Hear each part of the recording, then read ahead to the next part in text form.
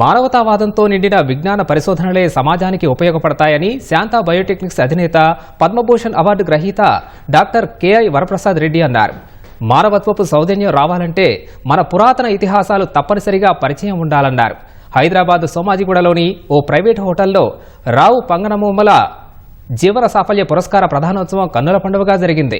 ప్రముఖ భూ పరిశోధకుడు విజయ్ కుమార్ చాగంటి, సుప్రసిద్ధ ఆధ్యాత్మికవేత్త బ్రహ్మశ్రీ మల్లాప్రగడ శ్రీమన్నారాయణ మూర్తులకు పంగనామల జీవన సాఫల్య పురస్కారాన్ని ప్రదానం చేశారు. ముఖ్య అతిథిగా హాజరైన కెఎల్ వరప్రసాద్ రెడ్డి ప్రతిభామూర్తులకు గుర్తించి సన్మానించుకుంటే సమాజ ప్రగతికి చక్కటి మార్గం ఏర్పడుతుందన్నారు. ఏ సమాజంలో అయినా ప్రతిభామూర్తులను గుర్తించి సన్మానించుకొని గౌరవించుకుంటేనే ఆ సమాజానికి ప్రగతికి మంచి మార్గం ఏర్పడుతుంది. ఎక్కడ అనుమానం ఉందో అక్కడ పరిశోధకుడు తయారవుతాడు, సైంటిస్ట్. ఎక్కడ నమ్మకం ఉందో అక్కడ ఆధ్యాత్మికవాది బలంగా పునాది వేసుకుంటాడు. చివరికి అది ఒక సర్కిల్, ఎక్కడో కలుస్తారు. Science without human face very dangerous అని మనకు తెలుసు. మానవతావాదం ఉండినటువంటి విజ్ఞాన పరిశోధనే సమాజానికి ఏదైనా ఉపయోగపడుతుంది.